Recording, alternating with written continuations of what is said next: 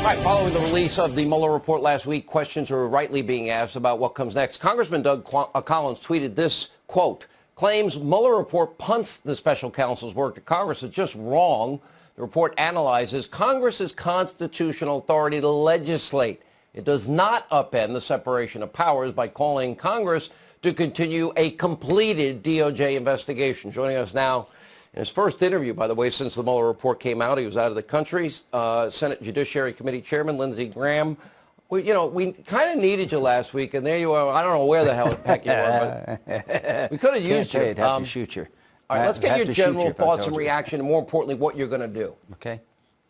Well, number one, the idea that the Mueller report is not the final word on all things Trump, Russia, collusion, and obstruction is news to me. I thought we all trusted Mueller. So here's what I think is going on in the House. There's going to be a stampede to impeach President Trump.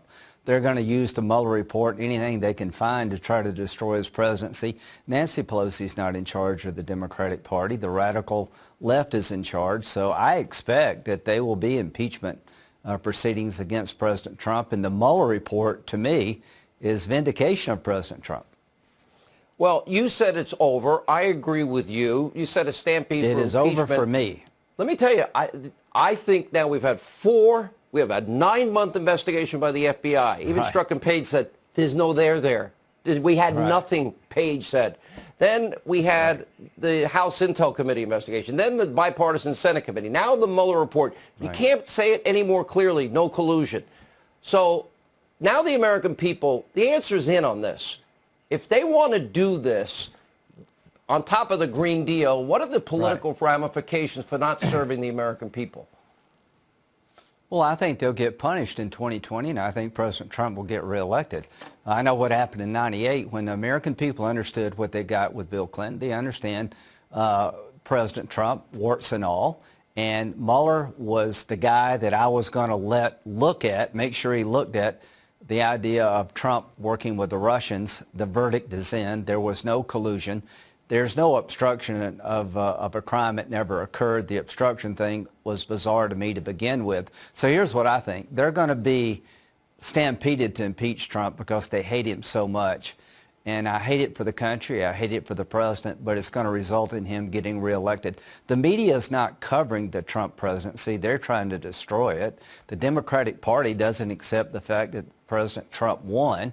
So at the end of the day, we're just going to have to deal with this in 2020 at the ballot box. So there are three big components here that have not been resolved. We now know the investigation into Hillary was rigged.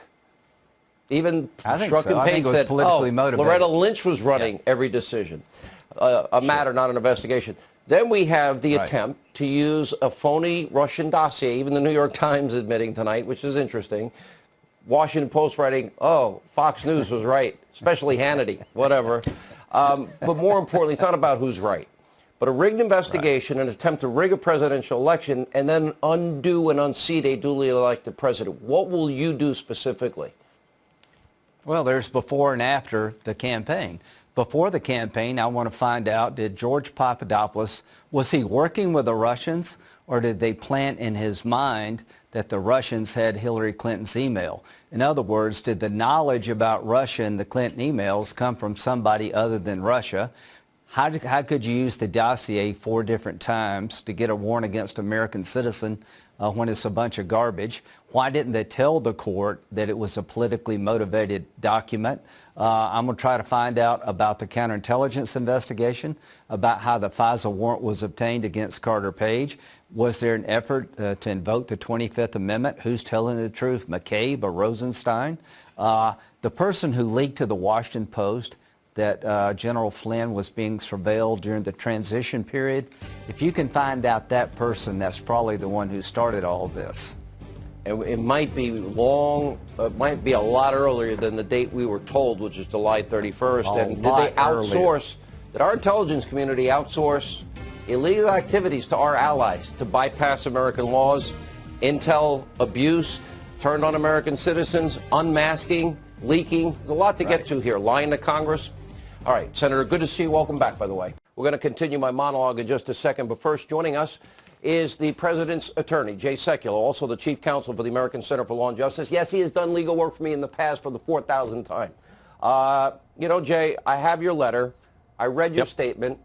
It's everything you've been saying, Rudy's been saying, Dowd, others before. Unprecedented cooperation, no collusion, no Russia collusion, no obstruction. Yeah, well, let me tell you what the report says, because it's 400 pages and there's a lot to read, but let me give you the top line findings of Bob Mueller. These are statements that are contained in the report. The investigation did not establish that members of the Trump campaign coordinated with the Russian government in its election interference activities. The investigation did not establish that the contact described in Volume 1, that's the entire issue of collusion, amounted to an agreement to commit any violation of federal criminal law, including foreign influence or campaign finance laws. In other words, there was no evidence sufficient enough to bring any kind of case regarding any violations of these statutes. The investigation did not identify evidence that any U.S. person conspired for coordinating with the IRA. Those were the ones that were alleged to be involved in hacking. The investigation did not establish that members of the Trump campaign conspired or coordinated with the Russian government in its election interference activities. Further, the evidence was not sufficient. In any case, this is an interesting one, too, that everybody's glossing over, that says that there was any conspiracy with any representative of the Russian government regarding the 2016 election.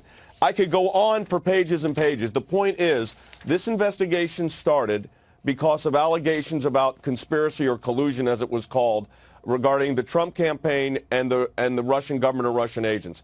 This report not only vindicates the president completely, but the fact is that the president of the United States has gone through a 2.5-year investigation. By the way, it's actually long, it went back to, we know it started in 2016. It was called Crossfire Hurricane. It's been going on for almost 3 years. And the parameter at which it was set was to determine Russian interference with the election, and was there any involvement with the president or the campaign? And the answer was no, there was not. And that was the basis upon which this entire investigation started.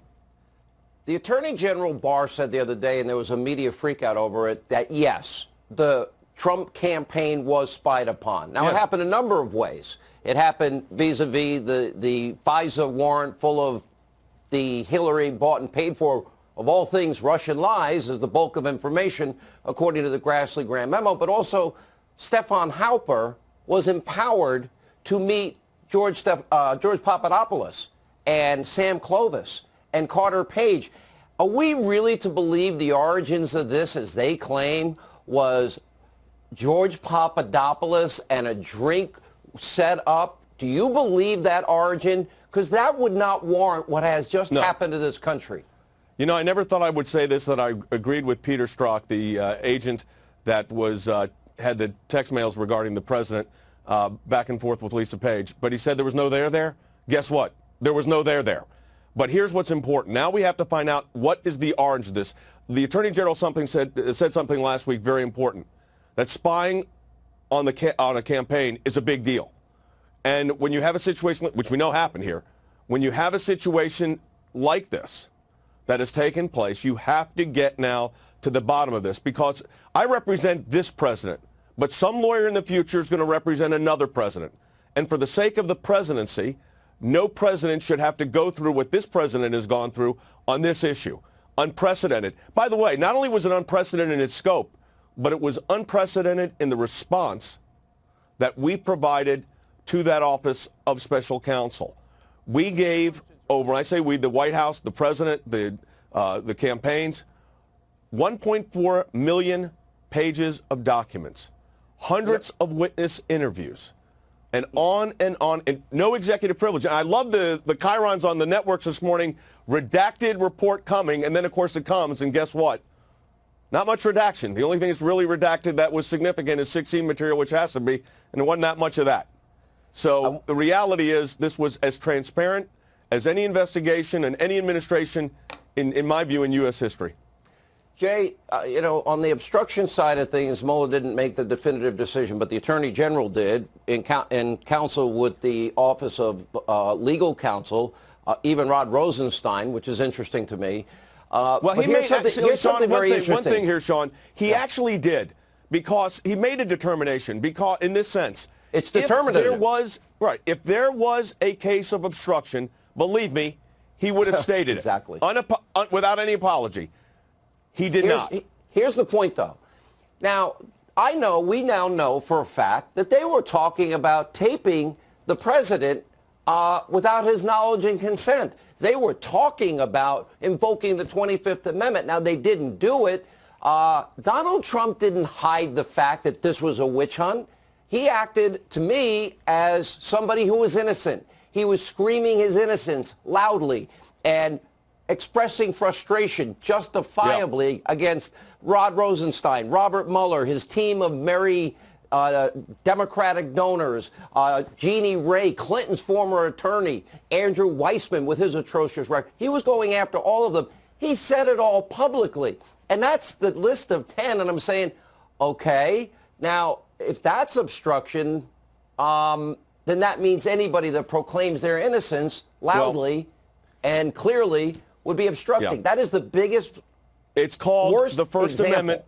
Yeah, it's called the First Amendment to the United States Constitution. The president, like every other citizen, has the freedom of speech. Here was a president that was under attack from the moment he came down the elevator to till this morning or this afternoon when the report came out, has been under attack. We know that there's been this inquiry has been going on, as I said, for 3 years, and the president defended himself.